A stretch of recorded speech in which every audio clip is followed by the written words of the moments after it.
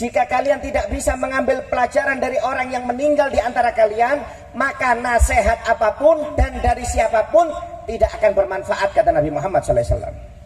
Jadi kalau kita maaf-maaf menghadiri jenazah, acara yasin, tahlil, acara haul, tapi nggak sadar-sadar dengan kematian, nasihat apapun nggak akan manfaat, kata Nabi Muhammad SAW. Selama nggak sadar. Alhamdulillah, kita panjatkan puji syukur kepada Allah Subhanahu Wa Taala. Berkat hidayah, taufik, sehat walafiat, panjang umur, malam hari ini kita bisa hadir dalam majelis ini, majelis rutinan kita, sekaligus dalam acara haul, yaitu Al-Habib Abdul Qadir bin Hasan Barakbah. Ya, mudah-mudahan berkat hadirnya kita di haul ini, kita semuanya mendapatkan barokah dari Allah Subhanahu Wa Taala, mendapatkan curahan rahmat dari Allah Subhanahu Wa Taala. Mudah-mudahan doa-doa kita dikabulkan oleh Allah Subhanahu Wa Taala. Mudah-mudahan hajat-hajat kita dimudahkan oleh Allah Subhanahu Wa Taala. Amin ya rabbal alamin.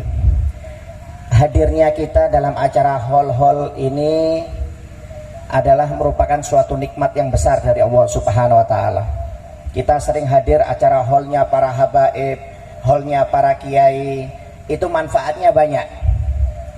Salah satu manfaat untuk kita menghadiri acara haul seperti ini, tujuannya adalah untuk mengingat kematian, kata Nabi Muhammad SAW. Dalam hadis Rasulullah SAW bersabda, kafa bil maut wa idhon, cukup suatu kematian itu adalah nasihat untuk kalian, kata Nabi Muhammad SAW. Kematian adalah nasihat bagi kita semuanya, kata Nabi Muhammad SAW. Kematian seseorang adalah suatu pembelajaran buat kita semuanya. Ya, kita mungkin maaf-maaf yang kemarin mensolatkan jenazah seseorang, suatu saat kita yang akan disolati. Mungkin kita kemarin yang mengubur jenazah, suatu saat cepat atau lambat kita yang akan dikubur. Kita yang saat ini menghadiri acara haul, didoakan dalam acara yasin tahlil, suatu saat kita yang dibacakan tahlil dan yasin. Acara seperti ini adalah ibrah, pelajaran buat kita semuanya, kata Nabi Muhammad SAW. Bahkan dalam hadis yang lain Rasulullah SAW bersabda di depan para sahabatnya, wahai sahabatku, sehebat apapun karir kalian, secerdas apapun, sepandai apapun kecerdasan kalian, setampan apapun dan secantik apapun wajah kalian, dan sekuat apapun tenaga kalian untuk mengumpulkan dunia, nasib kalian akan sama seperti ini mayit. Sambil menunjuk seseorang sahabat yang meninggal dunia, nasib kalian akan sama seperti ini, kata Nabi Muhammad SAW. Maka ambil pelajaran dari ini mayit, kata Nabi Muhammad. Jika kalian tidak bisa mengambil pelajaran dari orang yang meninggal di antara kalian, maka nasihat apapun dan dari siapapun tidak akan bermanfaat, kata Nabi Muhammad SAW. Jadi kalau kita maaf-maaf menghadiri jenazah, acara yasin, tahlil, acara haul, tapi nggak sadar-sadar dengan kematian, nasihat apapun nggak akan manfaat, kata Nabi Muhammad SAW. Selama nggak sadar. Kadang-kadang maaf-maaf kita hadir yasinan, hadir haul, cuma yang dipikirkan itu kebulinya, yang dipikir itu kotaannya, konsumsinya, makanannya, pulang nggak ada apa-apa, nggak berubah sama sekali. Waliyadzubillah min dzalik.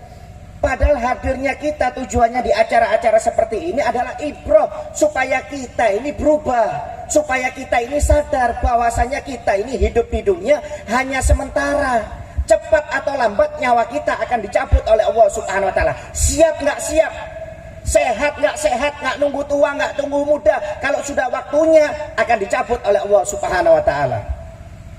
Oleh karena itu sadar, hadirnya kita di tempat ini adalah ibrah buat kita semuanya, ma'asyarul muslimin. Ya. Ini ibrah.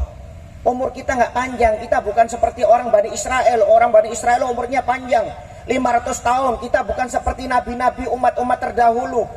Nabi Adam hampir 1000 tahun, Nabi Nuh 980 tahun umurnya. Sampai malaikat Jibril pernah bertanya kepada Nabi Nuh alaihissalam, ya atwalal anbiya umran, wahai nabi yang paling panjang umurnya, kata malaikat Jibril, kaifa wajadta dunya, bagaimana kamu merasakan hidup di dunia ini, kata malaikat Jibril. Kamu kan umurnya 980 tahun, kamu merasakan hidup di dunia ini begitu lama, gimana rasanya? Apa jawab Nabi Nuh alaihissalam? Kadarin lahababan dakhaltu min ahadihima wa kharaju min akhar. Aku hidup di dunia ini wahai malaikat Jibril, walaupun umurku 980 tahun, itu seperti rumah yang memiliki dua pintu. Masuk dari pintu yang satunya, keluar dari satunya. Seperti dua pintu, Pak. Rumah ini ibarat rumah, masuk dari pintu sana, keluar dari pintu sini. Gak lama, itu 980 tahun, gak ada artinya kata Nabi Nuh alaihissalam. Padahal umurnya begitu panjang, hidup di dunia sesaat, seperti sesaat. Itu yang 980 tahun. Apalagi kita rata-rata umat Nabi Muhammad 60 tahun. Kadang-kadang belum 60 tahun sudah game over. Kalau ada yang 60 tahun lebih, 70 bonus. Bisa Anda bayangkan umur umat Nabi Muhammad ini pendek-pendek. Makanya hargai umur kita ini. Hargai umur kita. Kalau kita nggak bisa menghargai umur kita, bahaya, Pak. Waliyadzubillah min dzalik. Kenapa kita nggak menghargai umur kita? Karena kita ini kadang-kadang tidak tahu nilainya suatu kehidupan. Ya. Sampai kata para ulama, arbaun la ya'rifu qadraha illa arbaatun. Ada 4 perkara yang tidak diketahui nilainya oleh seseorang kecuali dia sudah merasakan 4 perkara tersebut. Ada 4 perkara tidak tahu nilainya seseorang kecuali sudah merasakan 4 perkara tersebut. Apa yang pertama? La ya'rifu qadras syabab illa ahlul haram. Tidak akan mengetahui nilainya suatu masa muda kecuali orang yang sudah tua. Kita mungkin masih muda, Pak. Ada yang 30, ada yang 40. Coba Anda tanya kepada orang yang umurnya 70. Coba Anda tanya kepada orang yang umurnya 80, 90 tahun. Beda. Tidak akan tahu nilainya masa muda kecuali orang sudah merasakan tua. Dulu maaf masih muda, main bola 2 jam tahan. Coba orang umur 70 tahun suruh main bola 2 jam. Kirim salam. 15 menit aja bisa pingsan. Masih muda, maaf, makan 2 piring, makan 1 talam. Tahan. Maaf, coba orang tua kasih 1 talam. Maaf, kadang-kadang setengah piring aja nggak habis. Masih muda, maaf, minumnya soda gembira, minumnya Fanta, Coca-Cola umpamanya. Coba orang umur 70 tahun kasih soda gembira, masuk kamar mandi, Pak, nggak tahan. Beda. Anda masih muda, kerja 12 jam, tahan. Lembur, tahan. Atau 24 jam nggak tidur, tahan. Paling kalau sakit, pilek, flu, itu aja. Tapi kalau orang tua suruh kerja 12 jam, umur 70 tahun, 80 tahun, suruh kerja ngitung uang umpamanya di kantor, lembur 12 jam atau 24 jam, komplikasi, Pak. Nggak tahan, beda, fisiknya beda. Orang kadang-kadang umur 50 aja, 60 sudah pakai tongkat jalannya. Kalau masih muda kemana-mana tahan. Jarang sakit, kalau sudah tua dikit-dikit sakit, capek sedikit sakit, sakit, beda. Makanya tidak ada tahu nilainya masa muda kecuali orang yang sudah merasakan tua. Yang kedua, la ya'rifu qadrasiha illa ahlul saqam. Tidak akan mengetahui nilainya kesehatan kecuali dia sudah merasakan sakit. Maaf, alhamdulillah kita masih dikasih kesehatan oleh Allah Subhanahu wa taala. Coba Anda tanya kepada orang yang gagal ginjal, yang seminggu cuci darah 2 kali 3 kali. Coba Anda tanya orang yang kena stroke, nggak bisa apa-apa, nggak bisa bergerak. Anda tanya kepada orang yang kena kencing manis mungkin yang parah, yang kena kanker, kena tumor. Anda tanya, gimana bedanya penyakit itu dengan rasa sehat? Beda jauh. Maaf, jangankan kena penyakit yang berat-berat, maaf seperti kanker, umpamanya gagal ginjal. Orang sakit biasa saja kalau opname ke rumah sakit itu dikasih makan yang enak nggak nafsu, Pak. Anda umpamanya flu berat, coba dikasih sate nggak nafsu, muntah. Dikasih pizza muntah, dikasih McDonald, KFC nggak nafsu. Kenapa? Sakit nggak nafsu. Saya aja kalau sakit kadang-kadang makan 2 sendok sudah mau muntah, makan 3 sendok mau muntah. Kenapa? Dipaksa makan. Kenapa? Nggak enak. Orang sakit itu nggak enak. Tapi kalau Anda sehat, walaupun makan nasi sama tahu tempe kecap 3 piring habis, 2 piring habis. Kenapa? Sehat. Beda. Orang nggak tahu nilainya kesehatan kecuali nanti kalau dia sakit. Kadang-kadang dikasih kesehatan nggak mau ibadah, nggak mau ke masjid, nggak mau hadir majelis ilmu umpamanya, nggak mau dzikir, nggak mau sholawat. Nanti kalau sudah sakit, ya Allah, nangis tiap malam tahajud. Opname di rumah sakit, anaknya suruh beli tasbih, dzikir subhanallah, subhanallah, subhanallah, tiap malam nangis minta dikasih kesembuhan. Coba kalau suruh oleh dokter sudah boleh pulang, sudah agak sembuh, itu tasbih ditaruh lagi sudah. Jadi kadang-kadang kita ini kalau butuh sama Allah Ta'ala ketika terdesak, ketika sakit baru ibadah, ketika sehat nggak mau ibadah, waliyadzubillah min dzalik. Kemudian selanjutnya, la ya'rifu qadral hayah illa ahlal maut. Tidak akan mengetahui nilainya suatu kehidupan kecuali orang yang sudah meninggal dunia, waliyadzubillah min dzalik. Kita masih hidup, alhamdulillah. Berapa banyak orang yang sudah meninggal menangis, kata Nabi Muhammad SAW. Ya, kata Allah Subhanahu wa taala dalam Al-Qur'an, qala rabbirji'un la'ali a'malu sholihan fima taraktu. Berapa banyak kata Allah Ta'ala dalam Al-Qur'an orang yang sudah masuk kubur itu berdoa kepada Allah, ya Allah, kembalikan aku ke dunia supaya aku bisa beramal dengan kemarin-kemarin yang sudah aku tinggalkan, itu amal soleh. Nggak bisa kata Allah Ta'ala. Kalau sudah masuk kubur nggak bisa, Pak. Beramal soleh itu ketika kita masih dikasih nyawa, dikasih kehidupan, itu beramal soleh. Kalau sudah masuk kubur nggak bisa kata Allah Ta'ala. Berapa banyak orang yang menyesal kata Allah Ta'ala dalam Al-Quran. Ini Al-Quran yang berkata. Bahkan Nabi Muhammad ketika melewat kuburan menangis. Ditanya oleh sahabat, kenapa ya Rasulullah menangis? Aku mendengar banyak orang yang disiksa dalam kubur. Mereka minta dikembalikan oleh Allah Ta'ala untuk hidup kembali ke dunia. Seandainya kalian mengetahui apa yang aku lihat, yang aku dengar, niscaya kalian akan banyak menangis dan sedikit tertawa, kata Nabi Muhammad SAW. Cuma hijab ditutup kita oleh Allah Subhanahu wa Ta'ala. Banyak dari kita yang tidak menghargai nilainya kehidupan. Nanti kalau sudah meninggal baru nyesel. Nyawa sudah sampai kerongkongan baru nyesel. Dan penyesalan pada waktu itu tidak akan bermanfaat, kata Nabi Muhammad SAW. Oleh karena itu hargai nilai kehidupan yang Allah berikan kepada kita. Anas nyam wa idamatu intabahu. Kata Sayyidina Ali bin Abi Thalib, kita ini manusia ini maaf tidur. Kita ini tidur gak sadar.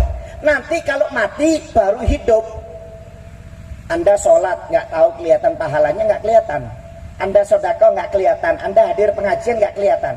Anda maksiat umpamanya, maaf waliyadzubillah min dzalik, zina, narkoba umpamanya, minum khamr, menipu, dosanya nggak kelihatan.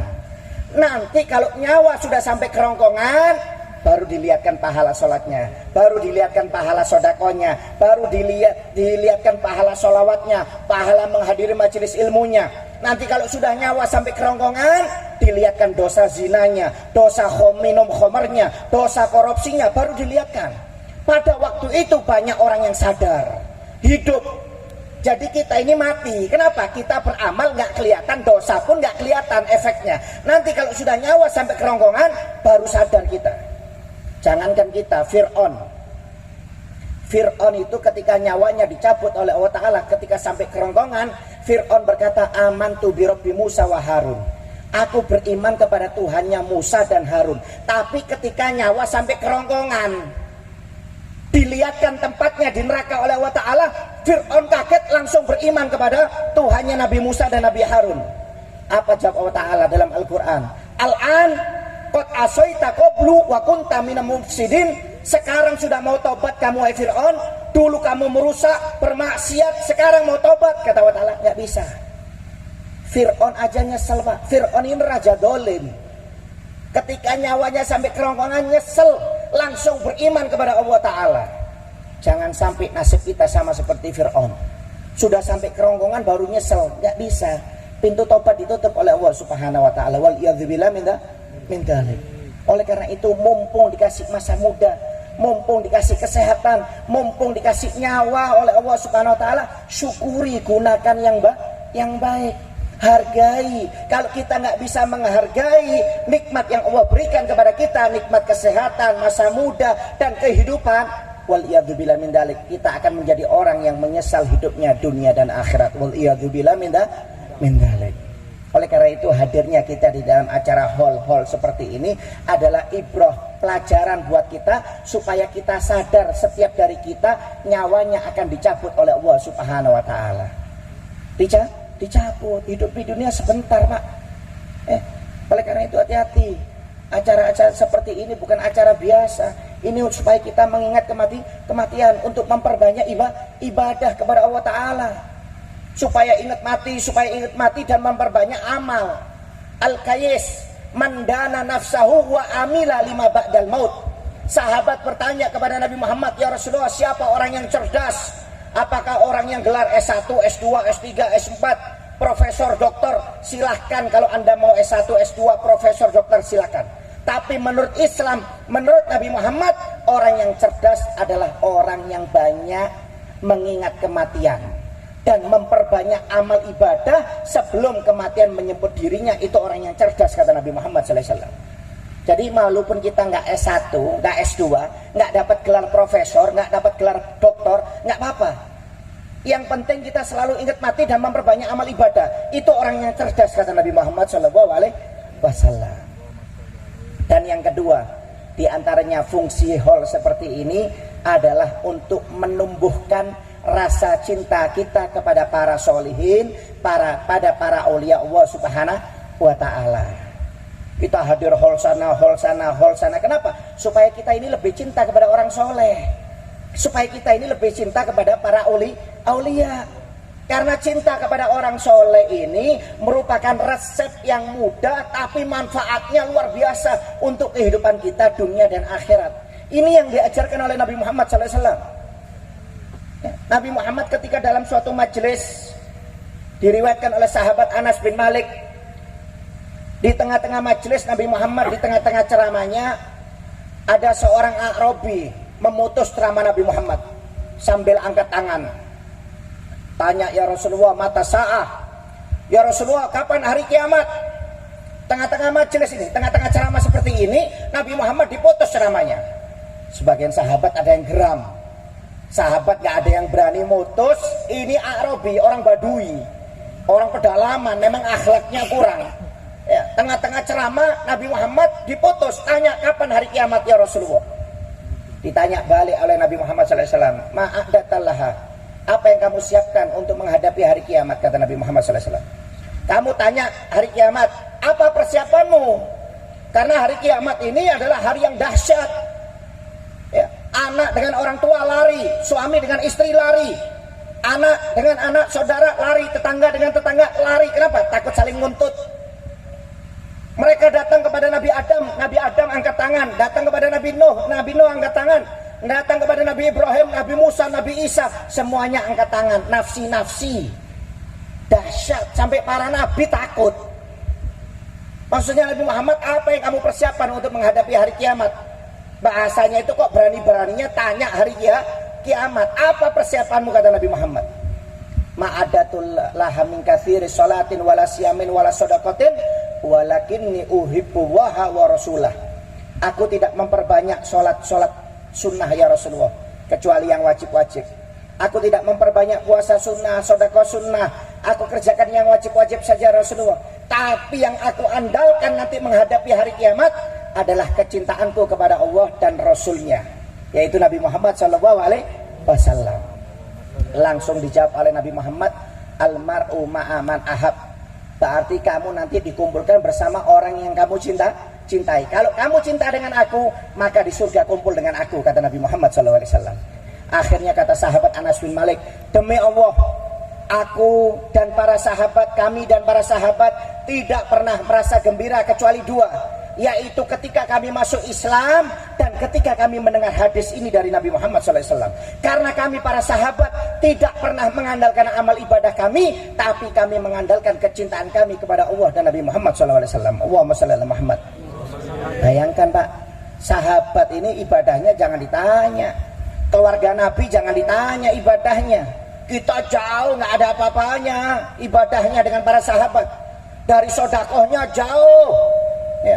Mau kita bandingkan, kita aja sodakoh sedikit kerasa banyak. Sodakoh 100.000 paling hebat. Sodakoh 1 juta ngerasa paling banyak. Sahabat jangan ditanya Pak Bu. Sahabat kalau sedekah ratusan juta, miliaran kadang-kadang. Abu Bakar As-Siddiq itu dulu punya 10 toko, habis satu persatu tokonya dijual untuk biaya dakwanya Nabi Muhammad SAW. Sampai ketika sisa 2 toko, kata Sayyidina Umar bin Khattab, "Wahai Abu Bakar, sisahkan 2 toko ini untuk istri dan anakmu. Jangan kamu habiskan semuanya untuk dakwah Nabi Muhammad." Apa jawab Abu Bakar Siddiq? "Aku meninggalkan untuk keluargaku, istri dan anakku bukan harta, tapi kecintaan mereka kepada Allah dan Nabi Muhammad SAW." Sampai habis hartanya Abu Bakar Siddiq. Beli, dalam diriwayatkan, beli 1 kancing, itu Abu Bakar Siddiq nggak mampu, Pak. Harga 1 kancing ini berapa? Itu kancingnya Abu Bakar Siddiq dari pelepah kurma. Bisa Anda bayangkan, uangnya habis untuk dakwanya Nabi Muhammad SAW. Kalau kita, waliyadzubillah min dzalik, kadang-kadang nggak mau sombong, terima sumbangan hari Jumat, naruh di masjid, tulis ya hamba Allah 2 juta, saya nggak mau sombong, jangan dicatat nama saya. Diumumkan di masjid, terima sumbangan dari hamba Allah 2 juta rupiah. Setelah disebutkan, nyenggol temannya sebelah kanan, "Kamu tahu nggak 2 juta hamba Allah itu siapa?" "Nggak tahu," kata teman, "itu saya, cuma saya nggak mau sombong." Akhirnya dikasih tahu baru 2 juta. Loh, kita ini kadang-kadang sedikit ngerasa banyak. Kalau untuk pribadi, waduh, nggak pernah hitungan. Pulsa 200.000, wifi 500. Coba kalau diminta sumbangan untuk acara maulid, acara Isra Mi'raj, 50.000 kadang-kadang keluarnya. Tapi kalau untuk kepentingan yang nggak perlu, kadang-kadang, waduh, nggak pernah hitungan. Tapi kalau untuk Allah dan Nabi Muhammad, kadang-kadang kita perhitungan. Kalau sahabat nggak pernah. Anda lihat Siti Khadijah, istri Nabi Muhammad SAW, miliarder, Pak. 2/3 kota Mekah itu miliknya Siti Khadijah. 2/3 kekayaan orang di Mekah itu miliknya Siti Khadijah. Kalau diuangkan sekarang, Siti Khadijah itu uangnya triliunan. Triliunan, habis semuanya untuk dakwanya Nabi Muhammad SAW. Sampai ketika menyusui Siti Fatimah, yang keluar dari air susu Siti Khadijah, maaf, bukan ASI tapi darah. Sampai Nabi Muhammad menangis, "Wahai Khadijah, kenapa yang keluar dari ASImu ini bukan air susu tapi darah?" Apa jawab Siti Khadijah? "Aku belum makan 3 hari ya Rasulullah, sehingga tidak ada ASI yang keluar dari air susuku ini yang bisa diminum oleh anakmu Fatimah," kata Siti Khadijah. Sampai menangis Nabi Muhammad, sambil mengatakan, "Wahai Khadijah, dulu kamu bangsawan, uangmu banyak, tapi ketika kamu menikah dengan saya, kamu diintimidasi oleh orang-orang kafir Quraisy. Hartamu habis, sampai gelar bangsawanmu, semua hartamu, sampai kamu jatuh miskin, semuanya habis untuk dakwaku, wahai Fatimah. Wahai Khadijah, kalau kamu maaf ingin mengambil gelar bangsawanmu lagi, ingin mencari hartamu lagi, aku persilahkan kamu untuk berpisah dengan aku," kata Nabi Muhammad SAW. Maksudnya Nabi Muhammad kasihan, lihat Siti Khadijah ini dulu kaya, Pak, triliunan uangnya, bangsawan, semua orang hormat, banyak dilamar oleh raja-raja Persia, raja Romawi, semua mau pingin melamar Siti Khadijah. Cuma Siti Khadijah cinta kepada Nabi Muhammad SAW. Habis. Apa jawab Siti Khadijah? "Ya Rasulullah, yang aku cari bukan gelar bangsawan, yang aku cari bukan harta, tapi aku bisa berkumpul denganmu dunia dan akhirat, itu adalah nikmat yang luar biasa," kata Siti Khadijah. "Ya Rasulullah, kalau aku nanti suatu saat meninggal dunia dan kamu butuh biaya untuk dakwamu, gali kuburanku, ambil tulang belulangku, jual ke pasar untuk biaya dakwamu ya Rasulullah." Allahumma sholli ala Muhammad. Bayangkan cintanya Siti Khadijah kepada Nabi Muhammad, sampai nangis Nabi Muhammad SAW. Gak salah Siti Khadijah menjadi satu-satunya istri Nabi yang mendapat gelar Sayyidatun Nisa Ahlul Jannah, pemimpin perempuan di surganya Allah Subhanahu wa Ta'ala. Istri yang lainnya nggak dapat, maaf, bukan mengecilkan, tapi hanya Siti Khadijah. Kenapa? Perjuangannya luar biasa dengan Nabi Muhammad SAW. Sampai dalam riwayat ketika meninggal itu Siti Khadijah nggak punya kain kafan, Pak, untuk beli nggak mampu. Sampai minta ridaknya Nabi Muhammad SAW untuk dijadikan kain kafannya. Tapi Siti Khadijah nggak berani minta langsung kepada Nabi Muhammad, tapi lewat Siti Fatimah anaknya. Tapi akhirnya diturunkan dalam riwayat kain kafan dari surga oleh Allah Subhanahu wa Ta'ala untuk menutup jenazahnya Siti Khadijah. Luar biasa cintanya dengan Nabi Muhammad SAW. Kita ini nggak ada apa-apanya dengan sahabat, kita nggak ada apa-apanya dengan ahlul bait Nabi. Cuma mereka merasa ibadah mereka ini nggak ada apa-apanya. Mereka kecil, lebih mengandalkan kecintaan mereka kepada Nabi Muhammad dan Allah Subhanahu wa Ta'ala. Itu yang mereka andalkan, bukan amal ibadah. Kita kan enggak, baru tahajud satu kali sok paling alim ahli tahajud, baru tobat hadir pengajian ngerasa paling alim ahli ibadah kadang-kadang. Kalau mereka enggak. Kalau kita mau bandingkan ibadah kita dengan para sahabat, jauh. Mau bandingkan apa? Sodakoh, jauh. Mau bandingkan sholat, jauh. Kita dengan Sayyidina Ali bin Abi Thalib, jauh. Nggak ada apa-apanya kita dengan Sayyidina Ali bin Abi Thalib. Sayyidina Ali bin Abi Thalib, Anda lihat ibadahnya luar biasa. Kalau sholat luar biasa, khusyuk. Sampai pernah dikisahkan Sayyidina Ali bin Abi Thalib ketika dalam suatu peperangan pernah pahanya itu kakinya terkena panah. Ketika mau dicabut, teriak-teriak Sayyidina Ali bin Abi Thalib. Kenapa? Sakit itu panah. Kalau dicabut tambah sakit. Karena kalau belakangnya panah itu kan melebar. Jadi kalau ditarik lukanya tambah lebar. Teriak Sayyidina Ali bin Abi Thalib, nggak tahan untuk ditarik. Zaman dulu nggak ada obat bius. Kata Sayyidina Ali bin Abi Thalib, jangan dicabut. Nanti saya mau sholat dulu 2 rakaat, sholat sunnah 2 rakaat. Nanti ketika sholat kamu cabut. Subhanallah, ketika sholat Sayyidina Ali bin Abi Thalib, Allahu Akbar, dicabut itu panah, dibersihkan lukanya, ditutup. Subhanallah, nggak kerasa. Setelah salam baru tanya, sudah dicabut apa belum panahnya? Subhanallah. Bayangkan ketika sholat saking khusyuknya itu panah, padahal dalam keadaan sadar sudah teriak-teriak, tapi ketika sholat nggak sadar Sayyidina Ali bin Abi Thalib. Kenapa? Saking khusyuknya ketika sholat. Subhanallah. Itu kalau mau kita bandingkan ibadah kita dengan para sahabat, para ahlul bait, jauh nggak ada apa-apanya Pak kita. Tapi mereka nggak pernah mengandalkan amal ibadahnya. Mereka mengandalkan apa? Kecintaan mereka kepada Nabi Muhammad dan Allah Subhanahu wa Ta'ala. Anda lihat Imam Syafi'i dalam syairnya mengatakan lastu solihin walakinni uhibbu solihin. Aku ini bukan orang soleh, tapi aku cinta dengan orang-orang yang soleh, kata Imam Syafi'i. Tawadhu, sudah alim, wali, tawadhu, nggak pernah sombong Imam Syafi'i. Sampai pernah dikisahkan ketika Imam Ahmad bin Hanbal, murid Imam Syafi'i, dimasukkan penjara. Imam Syafi'i suatu malam mimpi bertemu dengan Nabi Muhammad SAW. Dalam mimpinya Nabi Muhammad mengatakan, wahai Syafi'i, katakan kepada Ahmad bin Hanbal suruh sabar, surga sudah menanti dirinya, kata Nabi Muhammad SAW. Bangun Imam Syafi'i, akhirnya memerintahkan salah satu muridnya, wahai muridku, pergi kamu ke penjara, sampaikan salamku kepada muridku Ahmad bin Hanbal, bahwasanya tadi malam aku mimpi bertemu dengan Nabi Muhammad.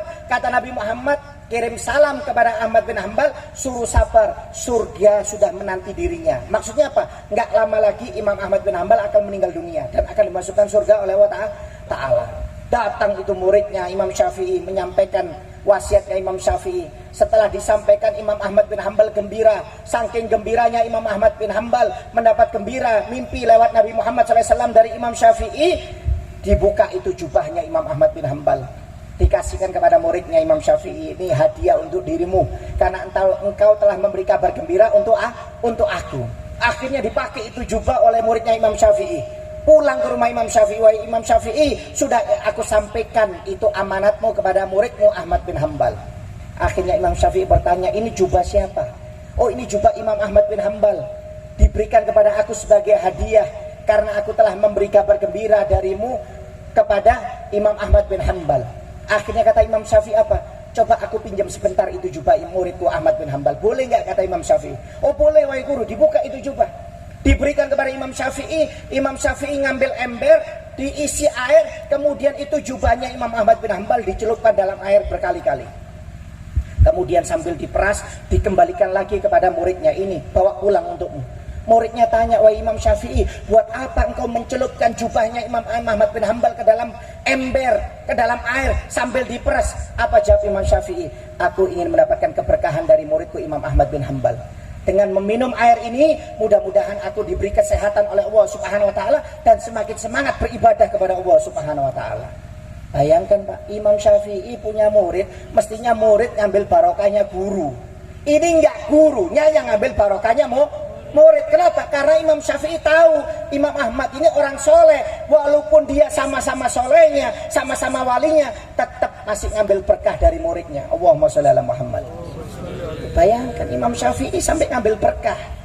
Makanya kadang-kadang kita kalau ketemu habaib, ketemu aulia, ketemu kiai-kiai yang luar biasa, kita cium tangan dengan apa? Harapan ngambil barokahnya mereka. Ngambil barokahnya mereka. Loh, karena apa? Barokahnya para habaib, para kiai, para ulama ini luar biasa. Lewat doa-doanya mereka kadang-kadang kita dapat nadrah dari Allah Ta'ala, dapat barokah, dapat rahmat. Yang hidup kita kacau dapat akhirnya diberi kemudahan oleh Allah Ta'ala berkat doanya para aulia, para solihin. Sampai pernah dikisahkan Imam Syafi'i itu dulu punya murid Imam Buwaiti. Imam Buwaiti itu muridnya Imam Syafi'i. Tapi maaf Imam Buwaiti itu dulu bebel. Kalau belajar itu nggak masuk-masuk, Pak. Kalau dikasih hafalan satu hadis itu 200 kali baru hafal. Diulangi 200 kali baru hafal.